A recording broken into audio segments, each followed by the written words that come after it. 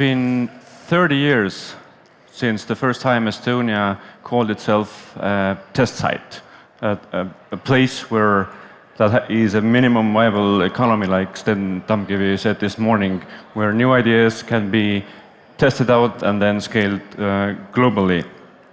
30 years ago, some of you weren't even born, some of you had launched their own company already, but in any case, this is something that goes across generations here in Estonia.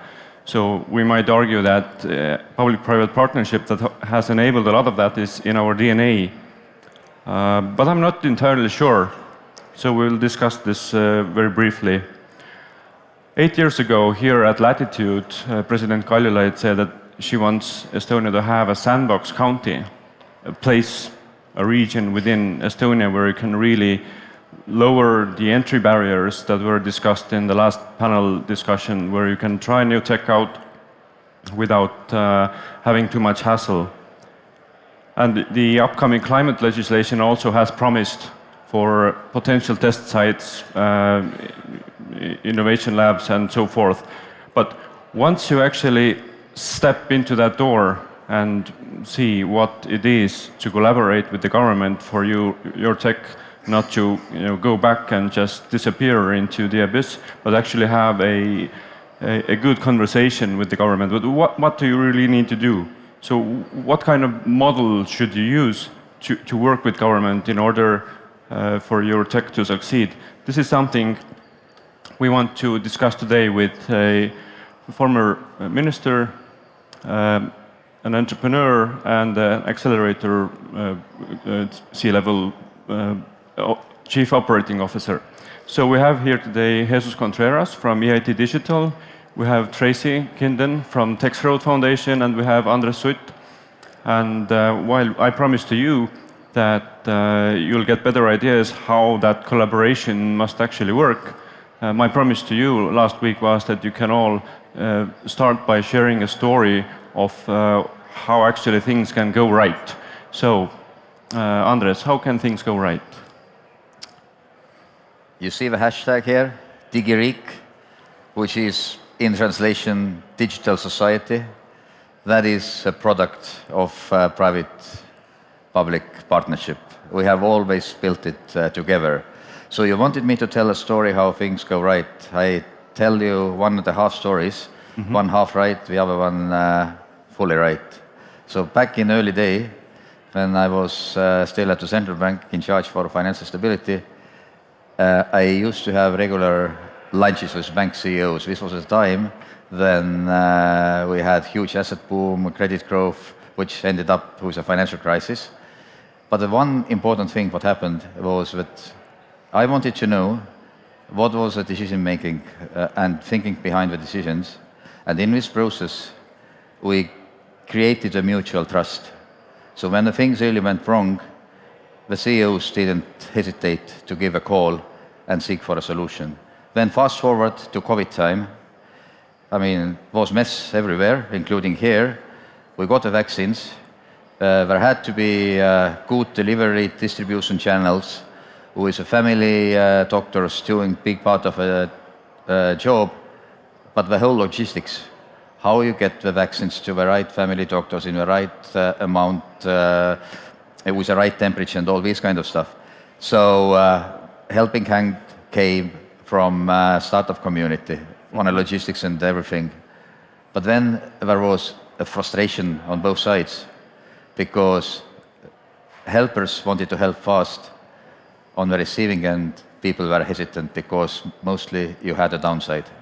So what if anything goes wrong, thing is really sort of you are going to be blamed of. Eventually, there was alignment because we got people to the same page in terms of expectation management and in terms of language they speak. So I think this is really important in whatever interaction you do with private and public partnership. Just get the mutual trust, talk the same language, ability to listen, and then be ready to adapt. Not the rocket science, but I can tell it works. Okay. Tracy, what works in your experience? Well, I can give you a concrete example. Estonians love concrete examples. That's, I think, the first thing I learned when I started working together with Estonians. Waste management is not a very sexy thing, but it's a very necessary thing. If you look at what's offered to society in terms of services, waste management is one of the top most important things. You don't think about it until you don't have it, and then all of a sudden it becomes quite important. Well, in the private waste management, the privately managed waste management companies, they're very opaque, and they're motivated by profit, and profit, and profit. Now, I don't know if you know, but there's this thing happening in the world called the climate crisis, and one of the tools that we have in our toolbox to deal with the climate crisis is the circular economy. It's one of many, but it's an important tool, and I work in circular textiles.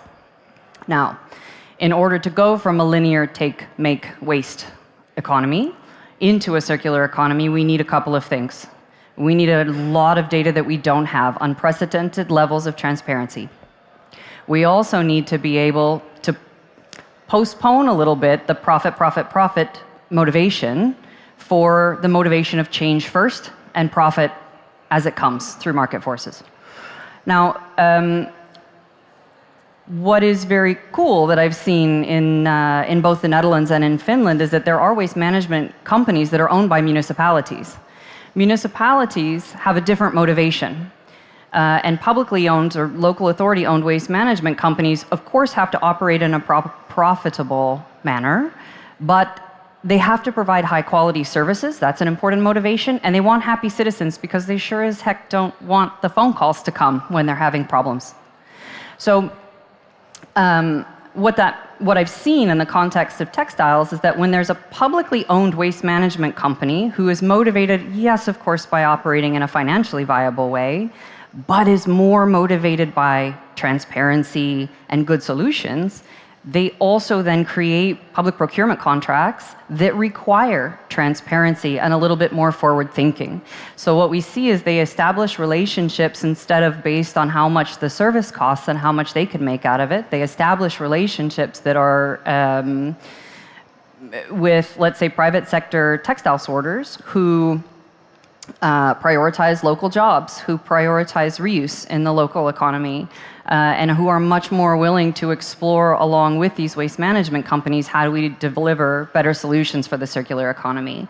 And so maybe a bit of a mundane garbage example, but I think it's a really important thing to think about if we look at the green turn, the transition to the circular economy. What are our motivations and priorities, and how can we use public-private partnerships to think about short-term focus areas and ways that we can start to make a difference so that this profit motivation has some legs in the midterm and the long term. Great. So we have already learned that it's always a good idea to build trust, and you need to understand what is the motivation package for the change you want to see. Jesus, what would you bring from a larger European view into that picture? You ask first what examples do we have about. So we are a living example of a successful relation with public and private relationships. So, for instance, what we do usually is that we use public money to reinforce startups, but to select them, we use private sector. So we get the intelligence from the private sector and the muscle from the public sector. Public sector. So it's a very good combination of that. But public sector is not only to offer the muscle. Also, the public sector can solve some market failures. When you need a big infrastructure to start to do, like the Green Deal right now, or the data spaces that the European Commission is funding, the barrier needs to be solved by the public sector, and then you can start doing business on top of that. Or public sector is also good for inequalities. So there are some sectors that are not that attractive for businesses. That's the public sector that can help that. So there are many spaces where the public sector together with the private sector can help. And we are living examples of that one. Definitely. All right. Great. By the way, this voting thing works. You can ask questions, so we will have a couple of minutes at the end to ask questions. But now I will follow with the next round of questions. And maybe, Tracy, you can help us bust the myth about what it actually takes for a fruitful collaboration model when the public and private sector are working together. In my experience, it's been patience and time. One of the myths is that because there are different perspectives between the public and private sector and perhaps different motivations, that it's too difficult to actually get something done. But the answer is patience and time, because actually I recognize that we're sitting here in a tech-related event, but the answer is not technology. Technology is the enabler. The answer is solving a problem for people. There's no market without people. There's no need without people. So if you take the time and have the patience to work together between the public and private sector and find that common end goal, then you can make it work. But it sometimes takes longer, and it takes an exercise in patience. Okay, let's bring it down back to Estonian context. So what is a myth that you want to bust in that space? Like what works, what doesn't, what are we too worried about? Well, maybe we are just too worried that it doesn't work. I think in most instances it actually does. I think what we in Estonia really need a tiny bit, or maybe a little bit more than a tiny bit, is risk-taking, particularly in the side of the public sector. That used to be really the driver back in the day. This is what has brought us here. And what I feel at the moment is that somehow we have become a bit more risk-averse or a bit hesitant, and this is where I think we can really to make a reset and get back to this can-do, well, even if it goes wrong, attitude that when we fix it and move ahead. And this is where I think perhaps the ball is more in the public sector court. Particularly with this crowd of people here where the risk-taking is sort of a part of the DNA. So maybe you can actually push the public side and then kind of give the courage that, look, don't be afraid, we will do a great thing, and it makes people's lives better, because that, I very much agree with you what you said, Tracy, that technology at the end of the day is an enabler. We are here to solve people's needs and problems and create more opportunities. So just boldness, as it was also said here. Yes, absolutely. Be bold. This is the slogan of Latitude59.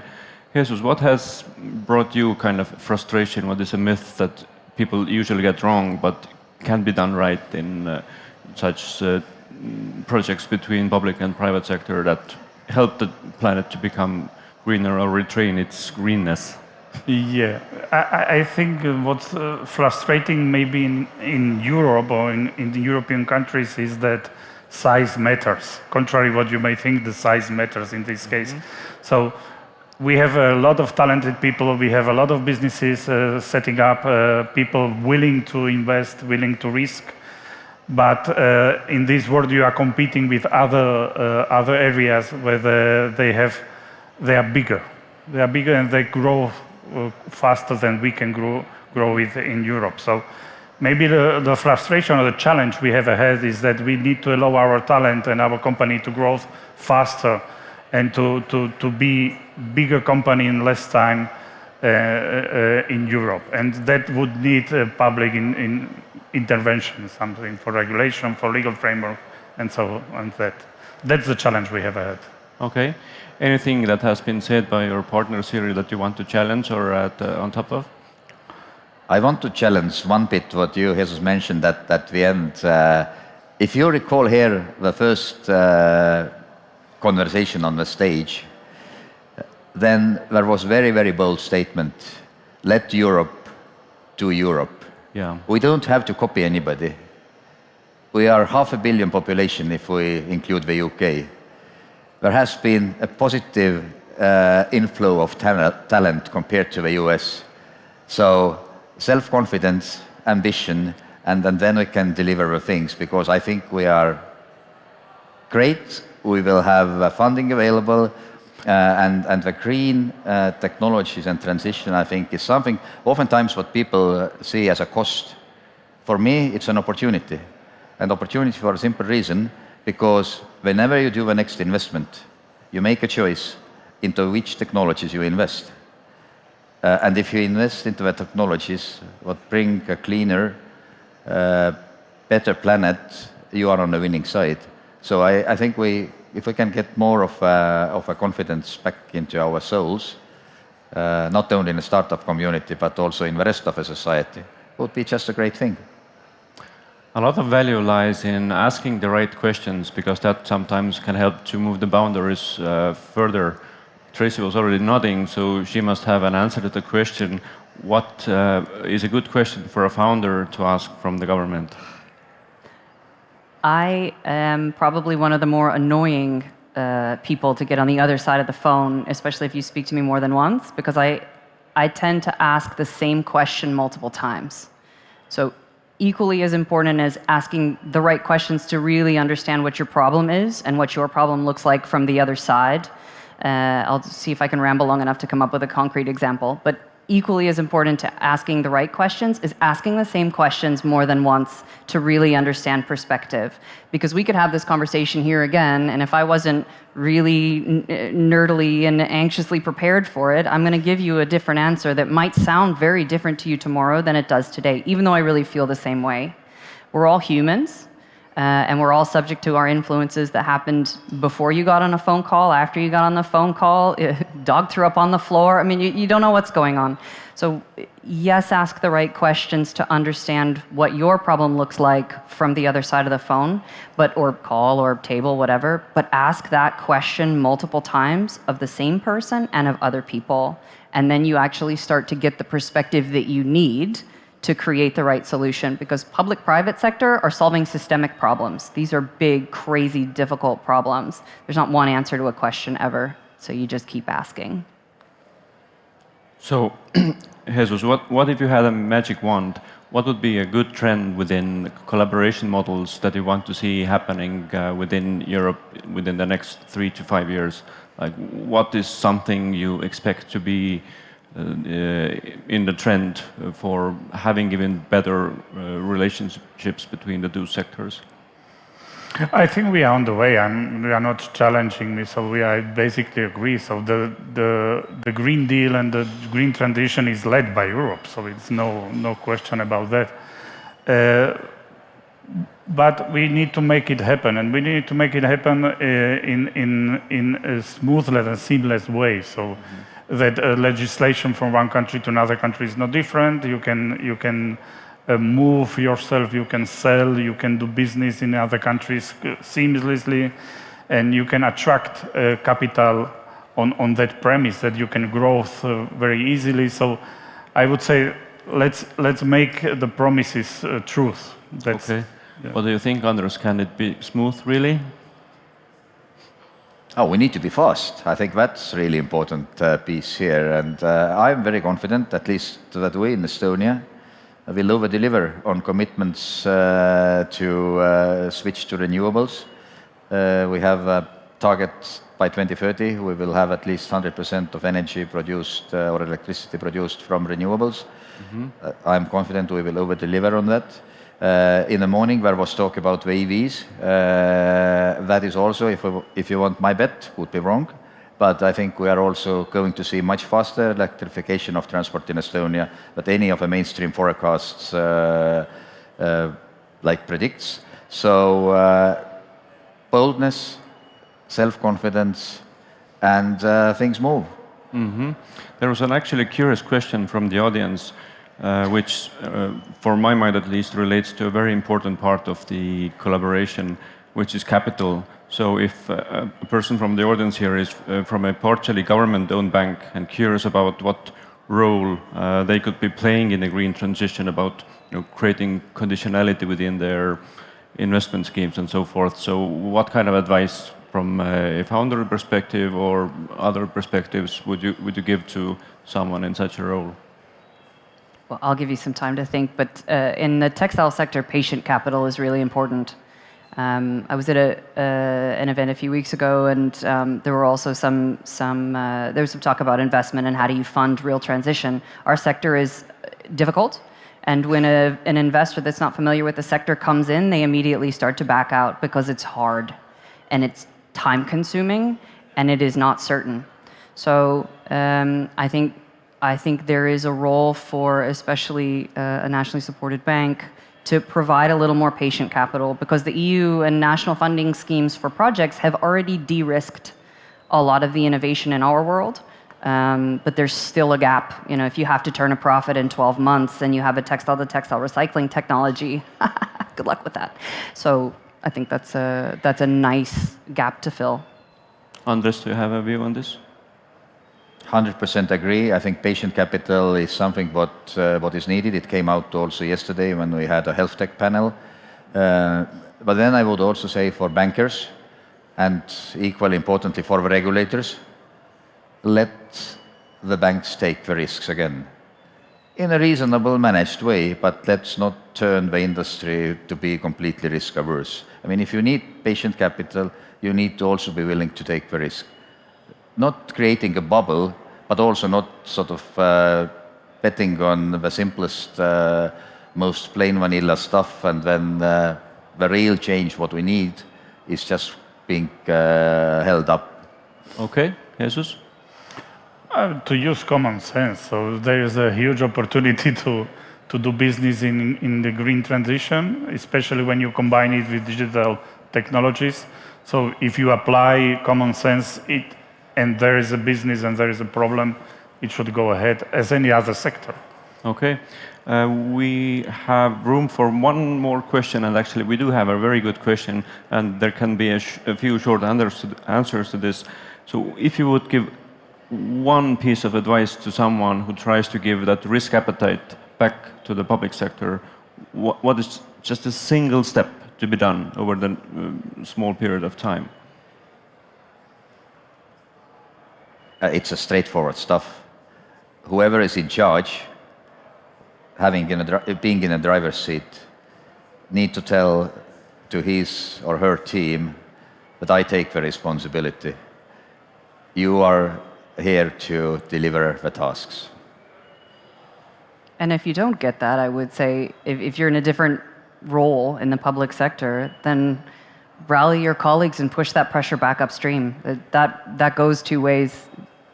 So it's possible, even if you're not the decision maker, to apply the right pressure to get the decision maker to do that. Just do what my colleague says. It's enough, definitely. All right. As Jesus said, it's enough. I think we're nearing the end of the panel, and we will be continuing to be the test site for Europe, for ideas to be tested here, especially with the promise of what the green transition can give us. I think you've got a few more tips to build trust, to understand the motivation, and find someone who takes responsibility, and then all great things can happen. Thank you for being with us. Thank you, dear panelists. Thank you. And enjoy the rest of the show. Thank you.